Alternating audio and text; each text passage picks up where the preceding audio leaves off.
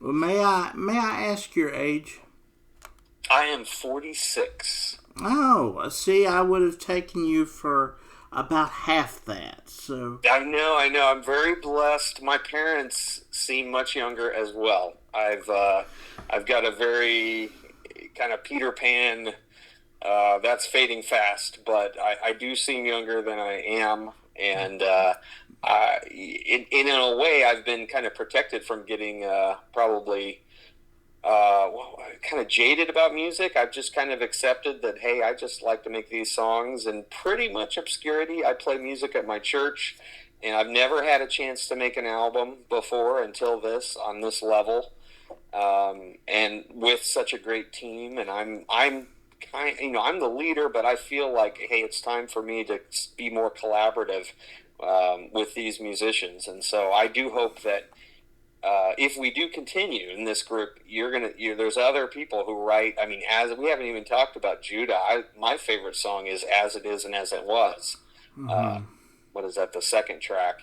Which I'm hoping that we're kind of a what would you call it? Like an artist collective, and I that maybe the next album I might not be the main influence. I'm probably 75% of these songs, but I think in the future, I want to have the guts to kind of back away a little bit and let other people lead the way. It'll be interesting to see what we do. well, you said you're 46 years old, and by the time you reach 46, typically the range of your voice is naturally a bit limited, and that's the reason that I thought you were about half that because of the flexibility that your voice is capable of. You're very blessed in that Yeah. Well, aspect, thank you. Yeah. because your speaking voice is as alluring as your singing voice. Yeah. Well, thank you. Hey, I gotta just shout out to my teachers through the years. Mark Lawley, Marilyn Lowe. She has passed on. There was a Brad Barrett, choir director. Lee. I was in a children's choir. I'm fading on the name Mrs. Lee, I think. Mrs. Sparks from Fairgrove. Elizabeth Wright, my harpsichord professor. Philip Moyer taught our choir here at church at Trinity Reformed. So I've had a lot of good upbringing in protecting my voice and learning. They say that singing is controlled yelling. Mm. So you got to stand in such a way like you're going to need to yell and project, and not try to open your throat. I don't always do it. It is hard. I'm learning. I want to sometimes have a darker and a gruffer tone. That is challenging. I am trying to learn how to do that without blowing my vocal cords. I know you appreciate good music because I heard your podcast with Albert Newberry, Mm. and that was fun to listen. I'll be anxious to hear more from you, and it's nice to know we have a fan in you. I wanted to ask you, Zach, what did you make of kind of the more experimental elements like the prelude and what we called intermezzo? Well, I have the whole review here. Let me just read it to you here. Let's see. Featuring, of course, we have to highlight Albert here because he's our local Mm-hmm. boy. He's the one. He's the one people around here are gonna want to hear about. Featuring piano virtuoso and Bland County native Albert Newberry, the group showcases extraordinary individual talent by maintaining a tight, unified sound. The opening prelude, a shave note hymn, Conflict, fuses vaudeville era jazz, immediately signaling that this project will defy easy categorization. The Sacred Harp hymn weaves its way through the entire album, uh, its tune serving as the backdrop for the a cappella Amazing Grace. You ask about the prelude and you ask about intermezzo. So let's see. Mm-hmm. Intermezzo opens with a light-hearted band chatter before shifting into a dark film noir style narration layered with ghostly textures. Um, and I really, it put me in mind of those 40s black and white detective films. Oh, interesting. Yeah, Yeah. which I am am crazy about. And there was one you were talking about. You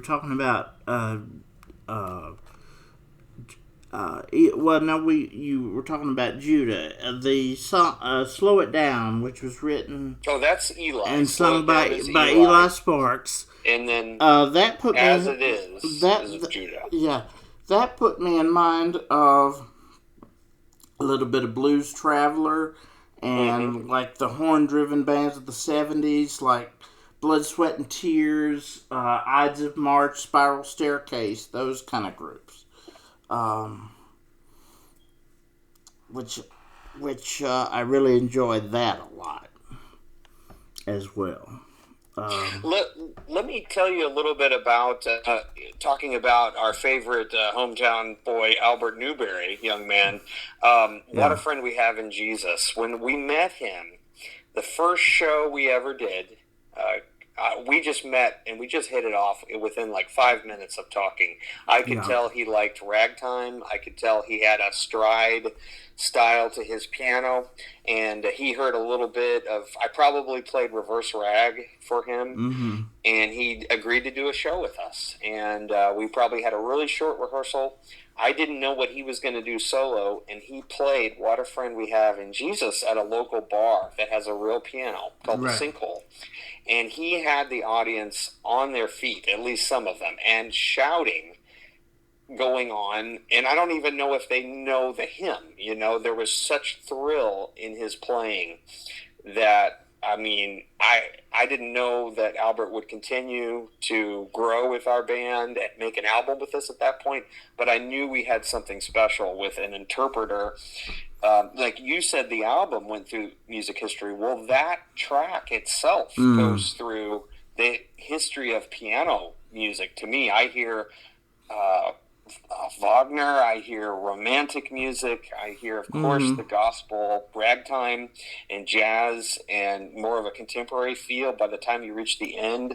I even feel a sense of silent film accompaniment with the girl being tied down on the tracks at the end of What a Friend We Have in Jesus. Absolutely, as the train is approaching. All of that traveling through history. And, you know, that level of excitement that he brought us in those 7 minutes and 35 seconds of What a Friend We Have in Jesus. By the way, if you're hearing this interview, pause it, go listen to Albert Newberry perform What a Friend We Have in Jesus. I'm sure that Zach will link it in his article and maybe in the comments of the video.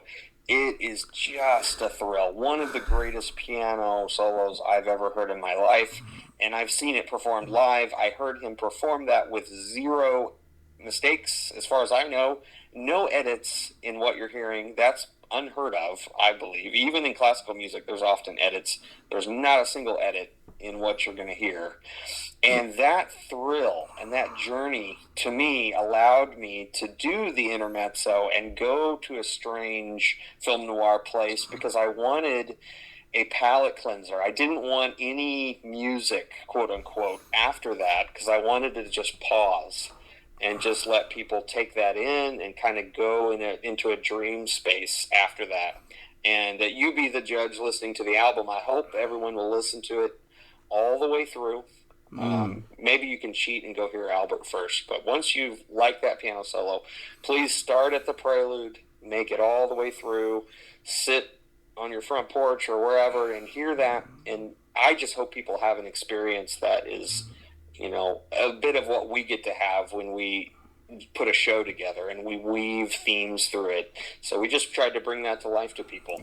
Well, and if they don't have the experience that I did, and I agree with you that people must listen to it, because it's like, again, the progressive rock concept albums of the 70s. It's like reading a novel.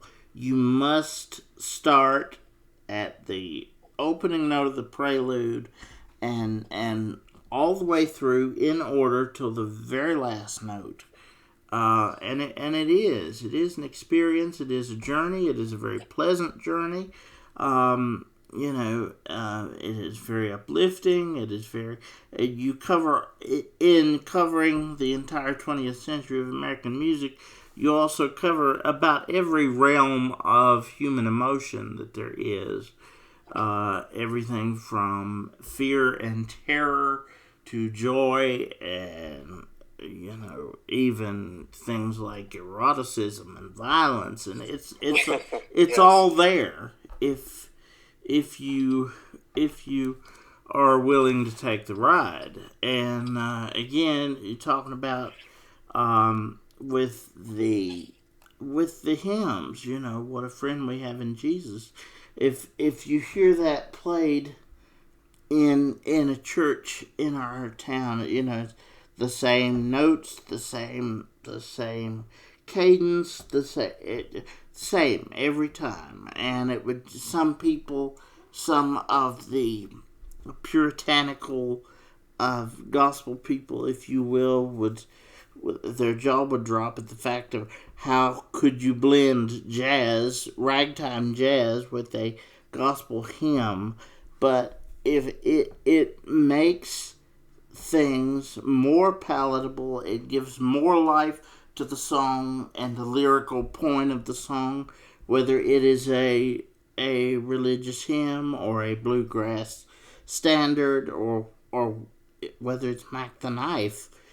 You get, each of those songs have a different life than I've ever heard, despite having heard several of those songs hundreds of times in Yes, my yeah. life. And the original material is, of course, my favorite, because it's like reading a novel, and you get to know who these artists are without ever having met most of them. Yeah. There are 9 people in this ensemble, and that's a lot of people for one band. That's But right. That's so many people that we can barely get enough money to buy some pizza after a show. right, Because it's right, very, no matter how much they pay us, once we split it up. But yeah, that's the beauty of it, isn't it? That we are not doing this to make money. Money would be nice, but what a joy to have captured yeah. this professionally recorded, with these 9 people, maybe 10. There's some guests. I'll just throw their names out because I often forget them. Adam DeWeber is a music minister that is a friend of Eli, and he came in and he does these really fun backup vocals that you might think is me, but they're even crazier than me, and they Mm. are on. Slow It Down. So the really, really crazy guy is not Aaron. It's Adam DeWeber. He is fantastic, and I don't think he'll mind me saying crazy because it's very theatrical what he's doing in the background.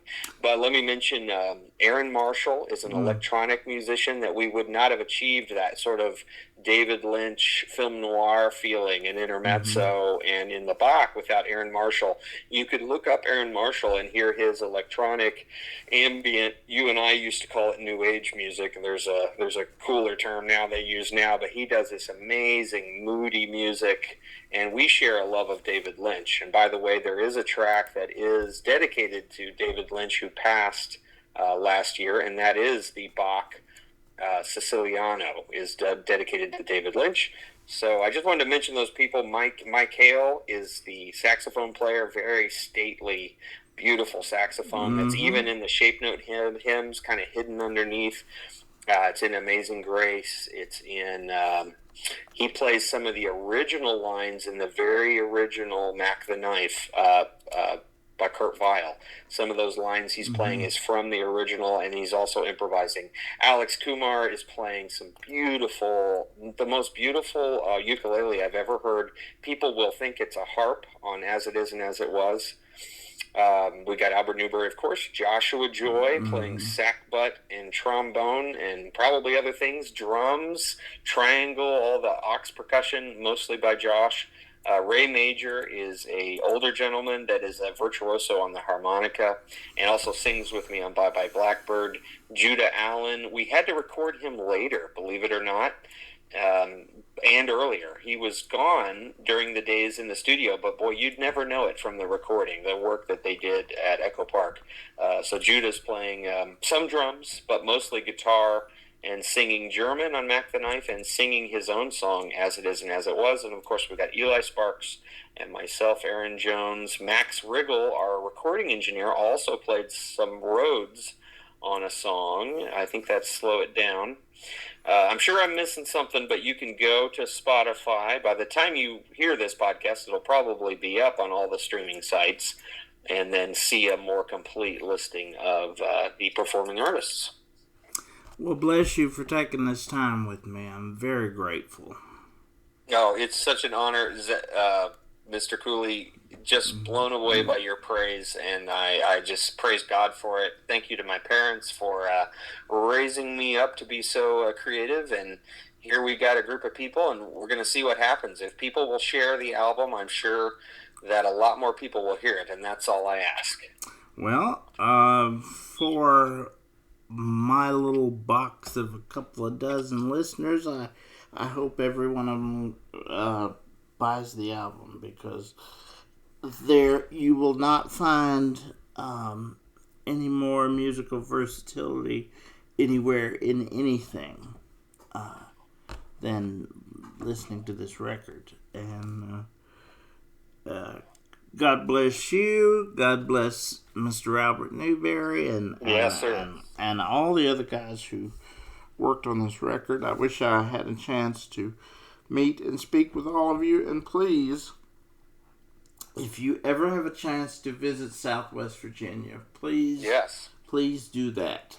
Yeah, we will. I'm sure we will let you know. I know Albert will. I hope that, man, if things take off, we cannot wait to tour. And what a fun tour that would be with Albert Newberry and even a portion of this band. And I hope we could all do it. That would be amazing. Indeed, and I must mention as we close my brand new friend, because I just met him a few months ago, but it was the same sort of experience that you had.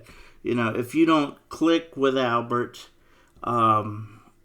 immediately upon meeting him, it's on you, because it's the energy. Wow, what a jewel he is. The energy that he brings to a simple conversation is really quite a blessing. And he's the way if you watch him play, not just listen, but watch him play, watch him sit at a piano, he is between attacking the piano and making love to it. You know, it's a very fun, because he's almost, attacking it like Jerry Lee Lewis at some point, and then just going up and down the scales like Elgar or some of the classical piano players. It's just amazing what he can do with, and you think, how can there be just 88 keys on that thing when he's sitting in front of it? I'm going to tell you a little something, Zach. We actually make him play on a 64-key piano, and it's even more amazing. So he does play on an 88 key for Waterfront We Have in Jesus, but on Reverse Rag, he is on this small, that's another little hidden thing you might not know. Very good. I love small, kind of neglected instruments and toys, and we found this piano that was originally owned by another person who liked ragtime in Bloomington. I'm blanking on his name. It's Eiler Martini. Man, I'm going to get in trouble for not saying the whole name. But anyway, he's moved to New York as well, and he sold this piano to me, and that is what I first heard Albert perform on, was a 64-key little piano they made in the 60s for people that lived in apartments. And I love the sound because it has that old-timey kind of quality. You also hear it on Little Orphan Annie. There's just something a little disjointed and charming about this old piano that doesn't have all the keys and that can't do all the tricks. And there's something haunting about that. And that is something that you'll hear in my music, I believe, just always. I always love to use and bring in instruments that you might not normally hear and might not be, quote-unquote, perfect. Meant for Albert to play it. All right. Yeah, and Albert didn't mind. Albert was humble enough to play it, and you know what? For the audience, that just increases the amazement that this little tiny keyboard he's getting this huge sound out of. Again, that's not on our version of What a Friend We Have in Jesus, but he does play the small piano on reverse rag. Sorry for that diversion there. I know we were wrapping up. That's fine.